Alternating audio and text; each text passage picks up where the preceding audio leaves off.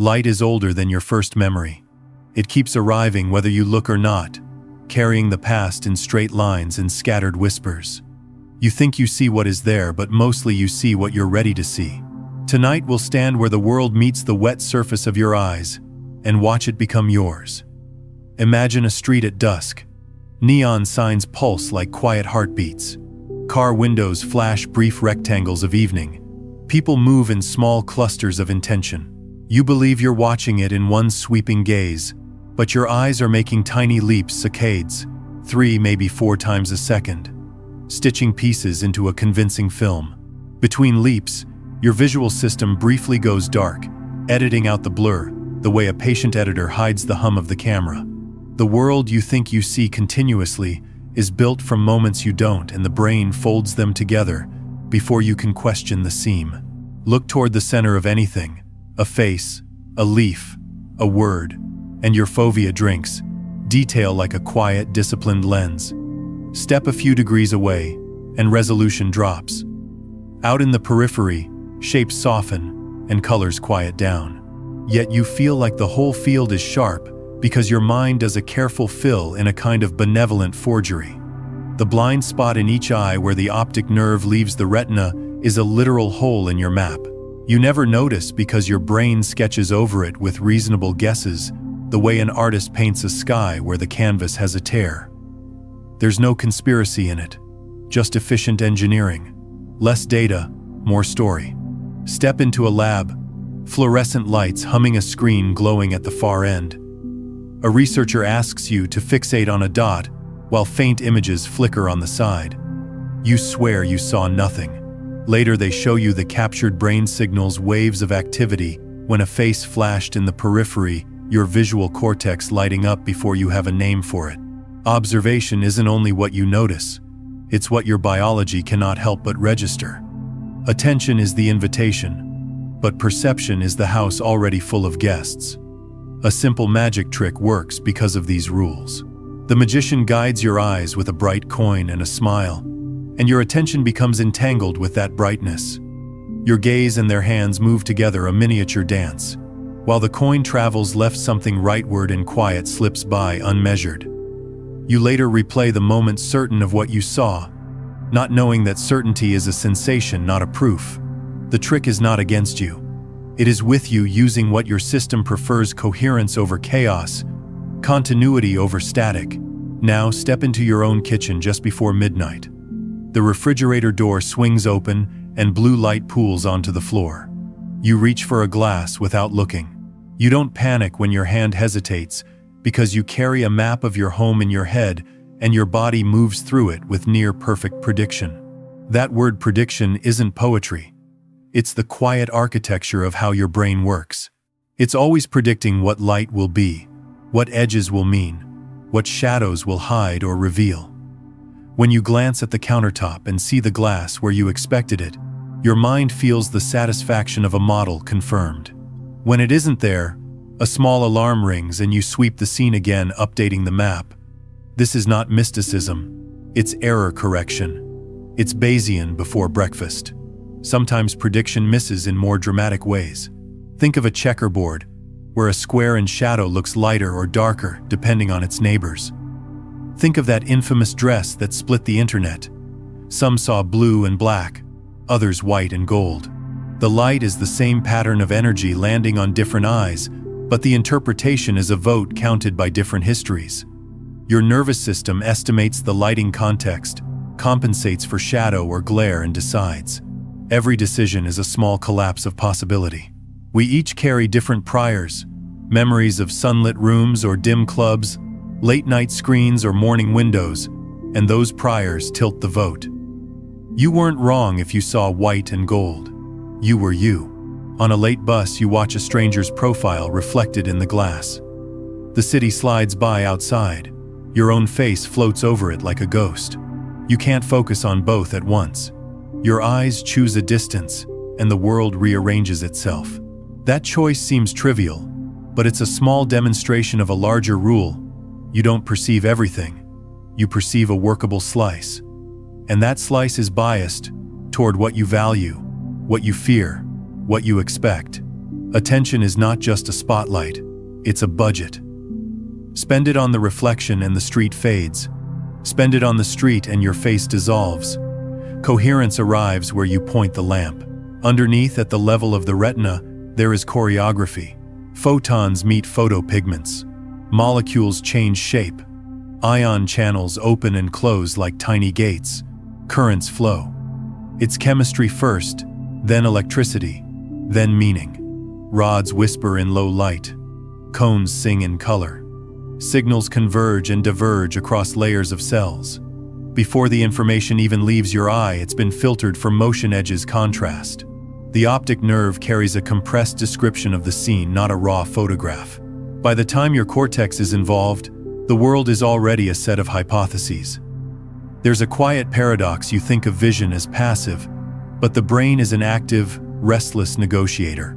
It sends predictions down to meet the incoming data, like hands reaching out to catch falling fruit. When the fruit arrives where the hands expect, there is a moment of calm coherence. When it doesn't, uncertainty widens a space where attention rushes in, and the model updates.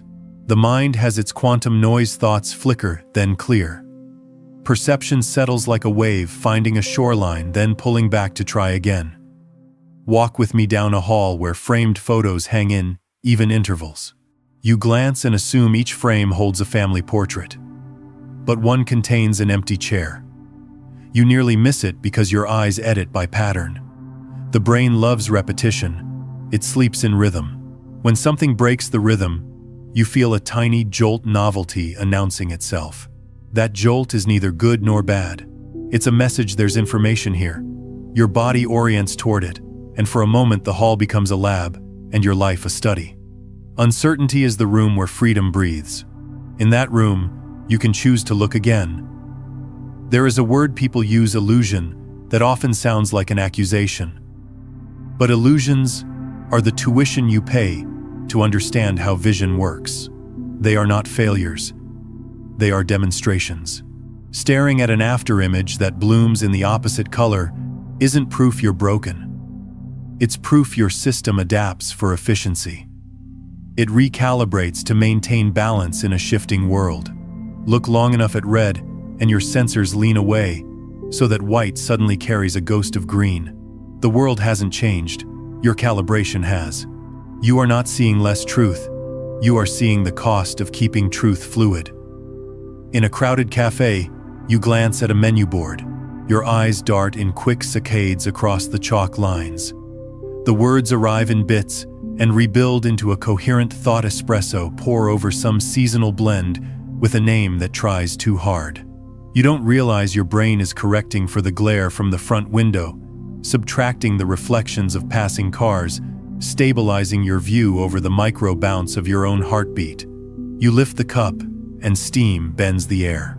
Somewhere between the letters and the heat is the actual moment you call reality. It feels solid because your nervous system does heroic interpolation between sparse samples. You live in the field of those stitches. What you notice changes what you are. That's not metaphysical, it's behavioral. A face you choose to focus on becomes a person you cannot ignore. The color you choose to study becomes a mood you start to name. Observation is a form of participation. Attention entangles you with what you notice, little fibers of connection running both ways. You influence by attending. You're influenced by what you attend to. We think freedom is choosing later at the decision point, but sometimes it is earlier at the moment of looking. You rest in superposition until choice defines you. Before you look, there are still several worlds available. After you look, one of them becomes yours, and the others keep walking down a street you'll never see. In a quiet room, a child stares at a mobile hanging over the crib. Colors drift, shapes turn. The child cannot talk about edges or depth cues, but the brain is building those ideas without words. We learn to make meaning with very little. Later in school, someone passes around a cube drawn with lines that can flip in mind. One corner comes forward, then back. The drawing doesn't change. The perception collapses and recollapses. You can feel the decision happen, a kind of cognitive click. Some part of you recognizes, I am not only seeing the world, I'm choosing a version of it that fits. You carry that quiet power into every day, forgetting that you have it. You walk with a friend at night. Streetlights form a rhythm of brightness and shade. Your conversation is a braid of sense and feeling. As your friend talks about a difficult year, your eyes soften and your attention shifts from the literal edges of their face to the meanings under their words. Their features blur, yet intimacy increases. In that moment, the highest resolution is not in the pixels of your retina, but in the coherence between two nervous systems. You are both waves and witnesses, moving like a wave in shared empathy, deciding like a witness what to say next. The visual world recedes, and what remains is still perception, just filtered through different priors. History, trust, care. Inside a museum, you stand before a painting where light seems impossibly alive. A river glows, trees whisper. You step closer and the spell breaks. Brushstrokes are blunt, edges fray. The glow is a trick of contrast and placement. Step back again and the world returns.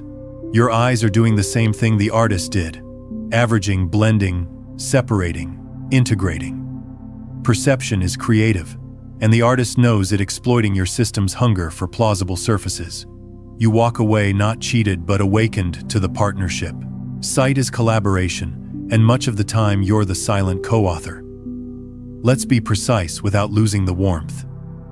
Light is electromagnetic radiation moving in waves, some of which hit your retinas. The energy activates receptors that start a cascade of neuronal firing. But what you experience is not light. It's a constructed scene with colors that are properties of your biology, not the world. The sky isn't blue in the sky. It's scattered shorter wavelengths that your system interprets with the concept of blue. When you say the world, you mean an agreement between your nervous system and the environment, a handshake that feels like truth. The agreement is robust enough for survival and delicate enough to be swayed by mood and memory. It's a truce revised moment by moment. Try a tiny experiment. Hold your hand out and fix your gaze on one fingertip. Notice how the lines on that finger become crisp, while the others soften, how your hand becomes a landscape with one peak in focus and surrounding foothills in gentle mist.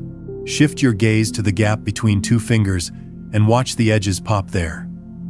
You're not only seeing, you're steering the system that decides what matters. If you soften your eyes and widen your attention, peripheral motion springs to prominence and sudden movement claims priority.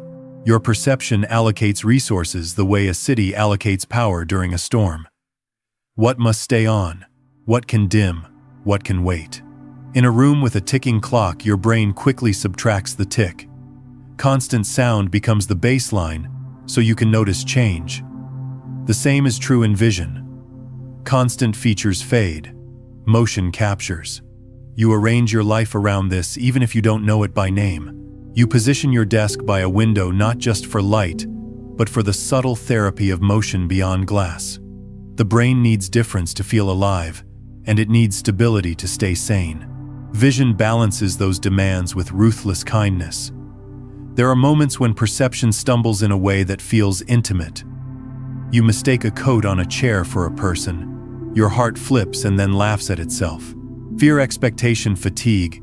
These are not just moods. They are priors that tilt the whole visual world. That late-night shape is more likely to be a person in a nervous mind, a heap of clothes in a rested one. The same scene, two different internal states, two different worlds. You catch yourself and say, "I'm seeing things." Yes, that's exactly what you're doing always. We think of time as a line, but perception is more like a small window, sliding along, gathering slices and arranging them into continuity. There's a delay between the event and your conscious awareness, a few tens of milliseconds, in which the brain buffers and predicts so that reality won't stutter. You never notice, because the system backdates your experience, smoothing arrival times like a patient host. The past is adjusted to make sense of the present. You are living a few heartbeats behind the world, with a prediction-driven fast forward that tricks you into arrival. If you've ever watched a skilled athlete track a ball in the air, you've witnessed prediction in muscle and eye. The gaze runs ahead of the ball to where it will be, not where it is. Your eyes and hands live in the future by tiny increments, collapsing possibility into action. The remarkable thing is how often it works. When it doesn't, you feel the gap, an error signal that says, "Update."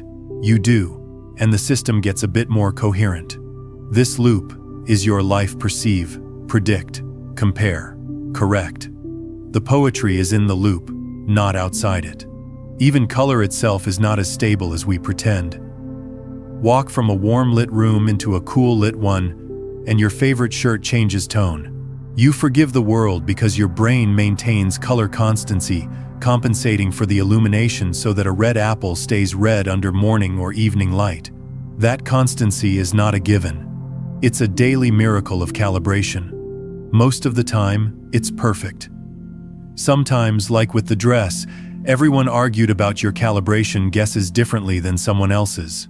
You don't need to resolve who is right to be fascinated by the fact that both of you are within your own models. Now consider silence, not the absence of sound, but the quieting of inner chatter. There's a visual version of that too. When the commentary in the mind lowers its volume, the world sharpens in a different way. You are less busy labeling and more open to seeing. The field between thoughts hums quietly, and in that hum, edges seem less adversarial. You don't have to hold the world still. You can let it be wave and particle fluid in motion, definite at decision. The effect is not supernatural. It's simply fewer internal predictions competing with the stream of light coming in. With less noise, coherence rises. In the marketplace of the day, we trade certainty like currency. We want to believe we saw it as it really is. But living well with perception means honoring uncertainty as a healthy companion. You can look again. You can admit revision. You can forgive your eyes for working as designed, and forgive your mind for preferring a story. When you do, curiosity grows. It moves you closer to things instead of pushing them away. The world stops being a test and becomes a conversation. Sometimes perception is a kindness.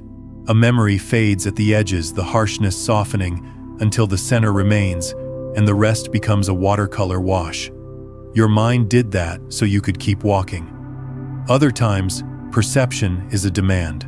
A loved one says a single word in a new tone, and your entire map updates whether you want it to or not. You may argue later with language, but your eyes already knew. The shift has happened. Attention is not a neutral witness. It's a participant that leaves fingerprints. At a crosswalk, lights blink from red to white. You watch feet begin to move before faces decide they're moving. The crowd is a study in threshold phenomena, when the signal is strong enough, when the group tips. You feel yourself part of that wave, stepping into the street, adjusting your path by millimeters around other bodies. A ballet you didn't rehearse. Your visual system manages it, effortlessly tracking trajectories, predicting, correcting, avoiding collision. You are a physics engine, with a human heart running simulations in the span of a breath. There's a strange comfort in the way the world keeps returning, even when you aren't looking at it. Close your eyes now. Behind your lids, a faint constellation of afterimages drifts, then cools to black. The room still exists. The cup is still on the table. The city hasn't paused. And yet the world you live in is the one that ignites when you open your eyes again and your models reattach to shapes and light. This isn't solipsism, it's intimacy with the mechanism. The external persists the internal constructs, and the contact point is where life feels real. Sometimes light is overwhelming noon on white concrete, a shock of brightness that forces your pupils to clamp down. Sometimes it's barely there, a candle in a room that seems to breathe. Your biology ranges across that spectrum, working to keep the world from drowning you in either darkness or glare. Dilate, constrict, adapt. The choreography continues without permission. You only notice when it fails. A sudden flash leaves a ghost. A long, dark hallway steals your footing until your rods wake up and the outline of the door arrives like a small mercy. If you stand by the shore at night, you'll notice how the line between sea and sky dissolves into a single depthless thing until a moonblade cuts it and returns the horizon. The visual system loves edges, because edges are information. Where one thing ends and another begins, your brain finds structure. In relationships too, you learn the edge where you end and another begins, and your perception of yourself becomes clearer. The metaphor isn't accidental. The world trains the mind, and the mind repaints the world in return. In every day, there's at least one moment when you find yourself staring at nothing in particular, the middle distance, where focus loosens and thought quiets just enough for a hint of newness to enter. That pause is not empty. It's a reset of gain, a change in the sensitivity of the system. From there, a small detail may step forward, a thread on the couch. You've never noticed the scuff on a baseboard the way afternoon spills down a wall in patient stripes. Awareness doesn't need a finale. It needs room. So much of perception is compromised between speed and accuracy. Your brain is a sprinter that also wants to be a historian. When speed wins, you get swift, clean actions that occasionally miss nuance. When accuracy wins, you get depth at the cost of delay. This is why the same mind can be graceful in emergency and slow to name a feeling. You hedge by context. In danger, trust the first draft. In love, rewrite. It's odd that we talk as if we have senses like tools in a kit. The truth is more reciprocal. The senses have us too. Vision pulls you outside yourself and then returns you altered. A landscape enters you, and for a while your inner weather takes on its colors. The eye and world co-author your mood. You cannot subtract yourself from what you see. You can only choose what you bring to it.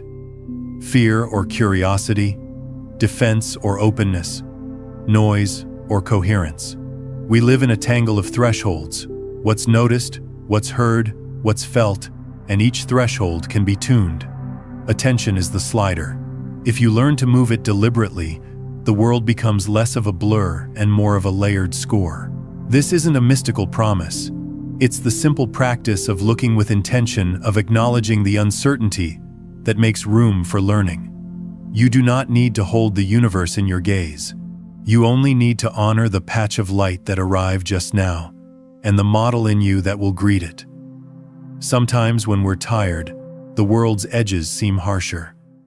Sometimes when we are kind, the same edges soften. The photons don't care about our mood, but we do, and we are the ones weaving meaning from those photons.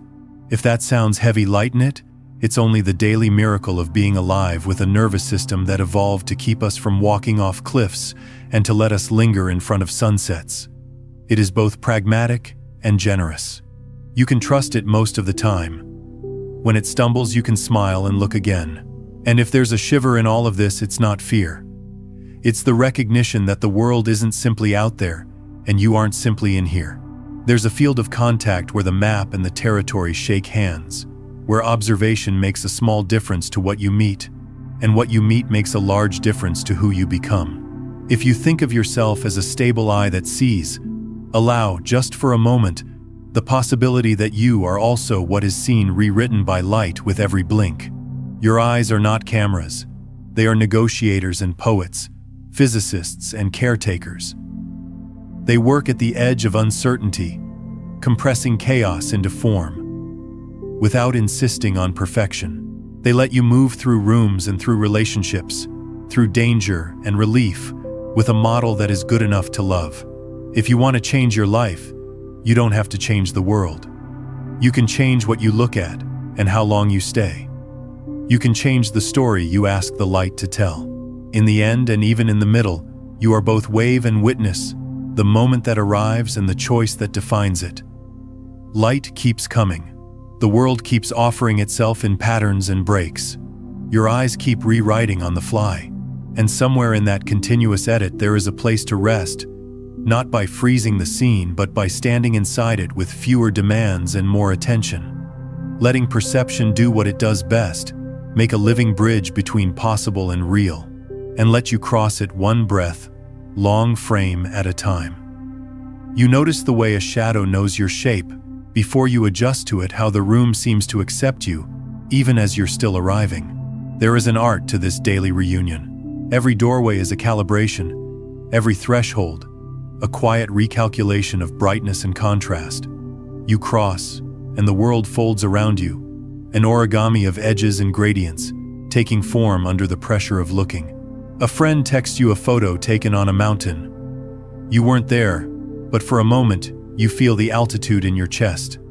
The screen glows small and self-contained, and yet your nervous system expands the picture beyond its borders, adding wind and crispness you've learned from the memory of other heights.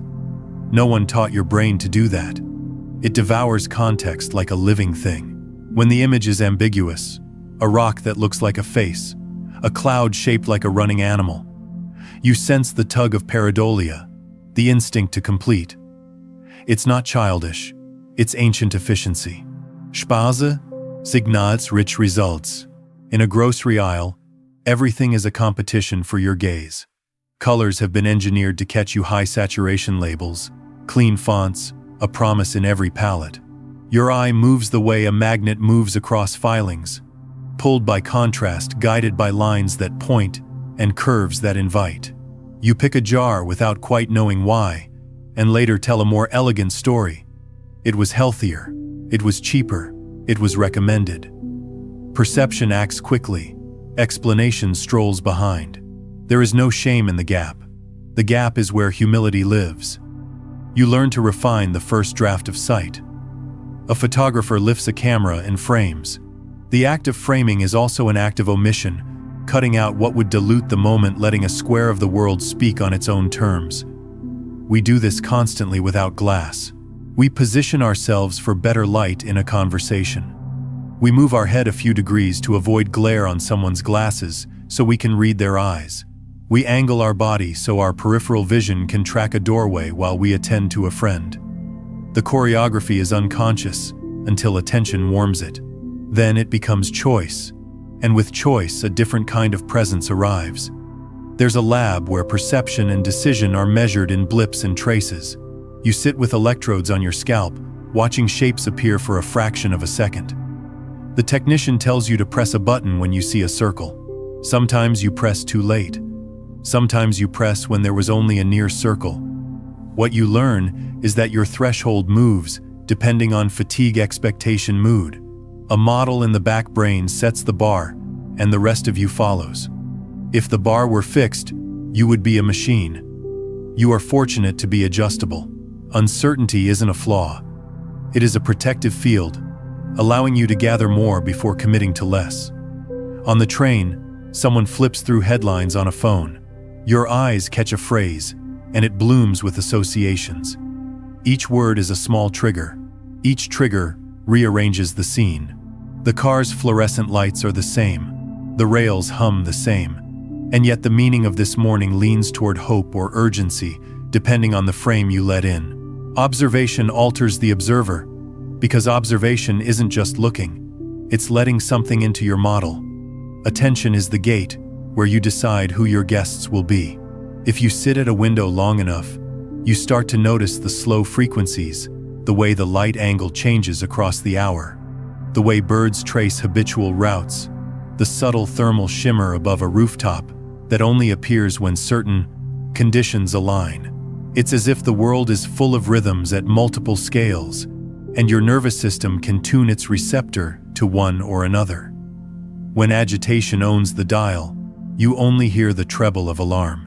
When you soften the bass of deeper patterns returns, coherence isn't the removal of complexity. It's the comfortable overlap of these rhythms, a layered song that your body knows how to dance to. Memory and vision are old conspirators. Walk into your childhood kitchen after years away, and a cascade of images, textures, smells, and stories rushes forward to annotate every tile and corner. The light through the window is not just wavelengths.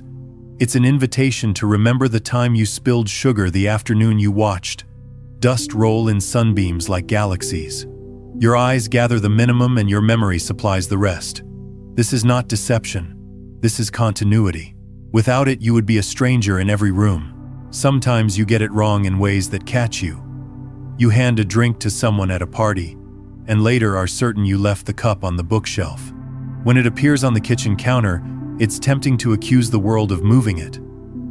The simpler admission is that your mind overwrote the moment with a story that fit, and now the story must be updated. In physics, there is a collapse of possibility when measurement arrives. In the life behind your eyes, there is a collapse when evidence pushes your narrative into a new channel. The feeling is the same: a small click, a realignment, a return to coherence. There's a city intersection where the walk signal is delayed slightly after the traffic light turns red. People learn the rhythm. A few step off the curb early, trusting the pattern more than the sign. Your visual model isn't just about lines and colors. It is about timing. You are a metronome as much as a lens. This timing sense shapes your relationships too. When to speak, when to pause long enough for someone else to gather courage, when to shift your eyes away to give them the privacy to cry. Perception becomes etiquette. Etiquette becomes care. If you've ever painted a wall, you know how many shades of white there are. Standing in the aisle, you promise yourself you can tell eggshell from cloud from winter. At home, under your lamp's warm temperature, the difference compresses. Step outside at noon, and the difference explodes. You adjust your expectations and move forward. There's a grace in stopping the argument with reality at the right moment, accepting that your nervous system is a partner in color rather than a faultless judge. It frees you to appreciate the strength of the partnership on most days and forgive it on the rest. In a small theater, the stage lights up and actors move through a story. You know they are not the characters they play. You know the set is plywood and paint, and yet your body leans as if your leaning could help them. This is the generosity of perception. It offers belief not because it is gullible, but because belief is a lubricant that lets experience flow. Without willing participation, meaning would stall. The pact between world and mind is not fragile. It is negotiated with every breath. There is pleasure in learning the names of things: occlusion, luminance, contrast, motion, parallax, because language can give you handles to turn the visual world with. But beyond the terms, what matters is how the knowledge changes your seeing. Once you know that your eyes jerk in saccades, you can notice the tiny jump when you shift between words on a page. Once you know that your brain fills in the blind spot, you can play with it and watch the dot disappear in a prank your own biology performs on you. Awareness of the trick doesn't ruin the magic. It gives you front row seats. You return to the museum and stand before a sculpture that never stirred you before. Today it does. The light comes from an angle you didn't see last time. The shadow extends like a thought that's finally found its grammar. Your mind had been busy that day. Today it isn't. This is how living with perception works: not a fixed verdict, but a conversation that evolves as you do. A different you walks into the same room and meets a new world. To take this personally is fair. It is, in a literal way, personal. A child asks why the moon follows the car at night. You explain that distant things appear to move with us because their parallax is small. The child accepts and later forgets the term, but keeps the intuition. Years later, moving through a crowded dance floor, they feel the converse near objects shear and slide as they pass the brain, using differences in motion to reconstruct depth when light is low. Without the equations, the body knows. The body has been solving for depth since it learned to crawl. There are practical powers in this gentle science. If you struggle to focus, you can choose to narrow your visual field for a minute, letting the world outside the task soften, using the eye to nudge the mind. If anxiety tightens the diaphragm of attention, you can widen your gaze to peripheral shapes and motion, telling your system that lifeguards are posted across the horizon, that it is safe to slow the triage. These are not hacks. They are acknowledgments of a design you already live inside. You can become its ally. You might believe that the truth of a scene lies in detail, but sometimes it resides in gesture. A hand slightly opened a shoulder, a degree, lower the direction of a chin. These are vectors of intention that your eyes process before thought. Your social survival depended on this long before you read a book. Perception is also a craft you inherited from ancestors who knew how to read weather without words, who who noticed the different glitter a certain cloud edge gives before rain. When you honor this lineage, your modern life gains a layer of quiet competence. The mind has a thermostat for certainty. Too low, and you spin in doubt. Too high, and you calcify into a brittle grip on your own story. The visual system participates in this thermostat, cooling you with ambiguity, warming you with pattern. In moments of pain, we crave clarity the way our eyes crave a clean edge. In moments of wonder, we can tolerate blur the way our pupils open for darkness. To live well is to move with these settings on purpose, saying yes to the right fog, no to the wrong glare. There's a term, coherence, that feels clinical until you feel it. It's the moment a crowded graph of your day resolves into an understandable line. The second a foreign street grid suddenly makes sense when you notice the repeating fountain, the instant a relationship stops being noise and becomes a bland, recognizable rhythm. You cannot demand coherence from the world and get it, but you can create the conditions in yourself: fewer conflicting predictions, more respectful attention for coherence to settle, like a bird that only lands when you stop waving your arms. Light carries stories from far away. Inside each photon there is no image. There is only energy and phase. Your biology adds the rest, the shape, the border, the meaning. Hearing this can either feel diminishing or liberating. Let it be liberating.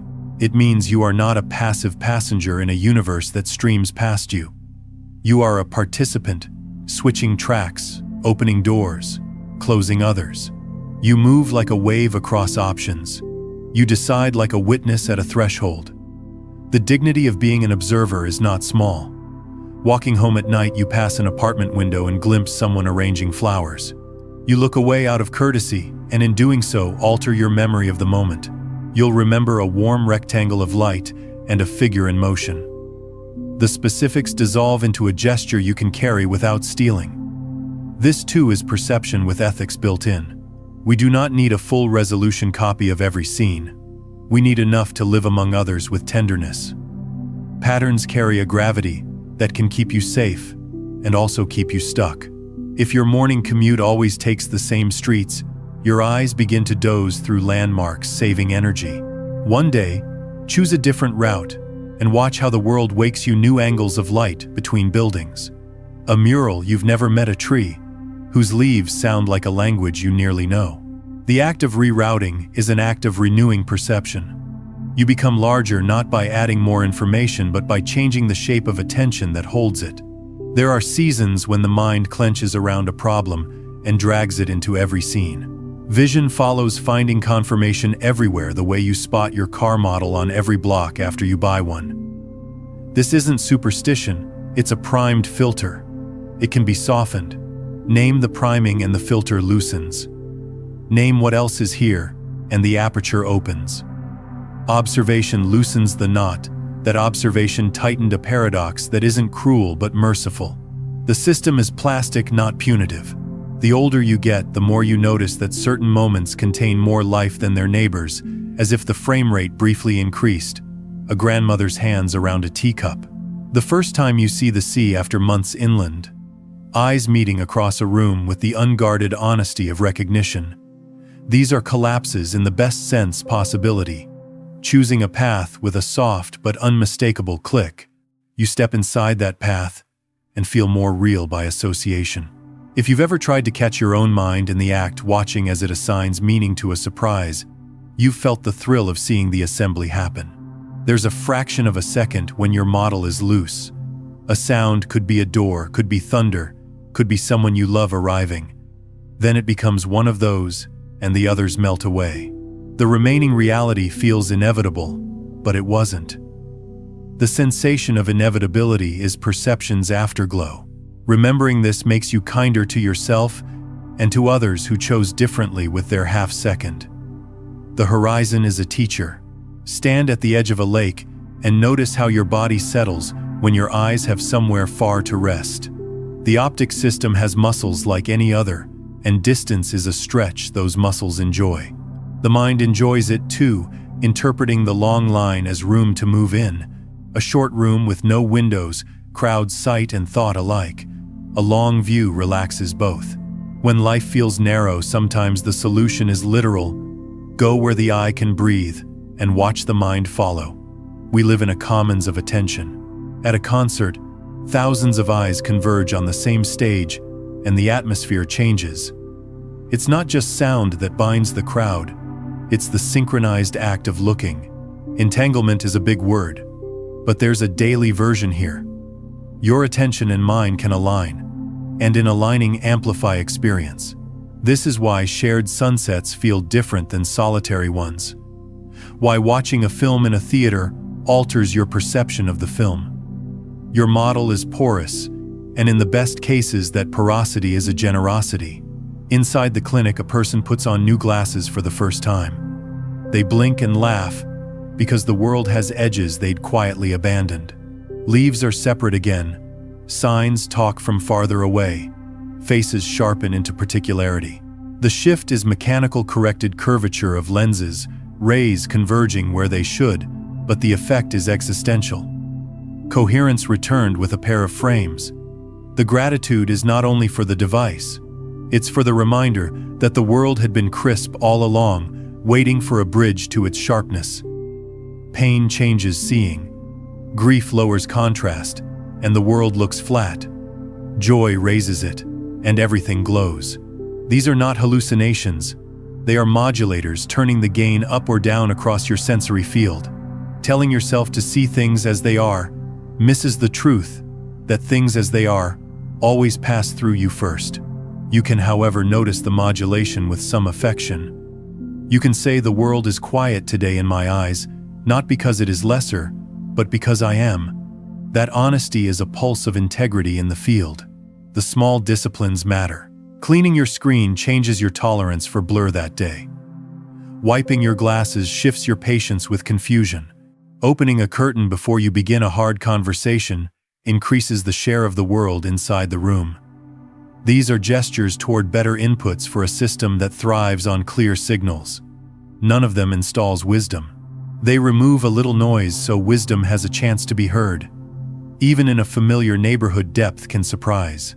Fog erases distances and flattens sound, and you must relearn the map by streetlights that float without obvious attachment. Walking there, you feel the childlike thrill of reconstruction. Objects emerge late, and you greet them with a kind of respect.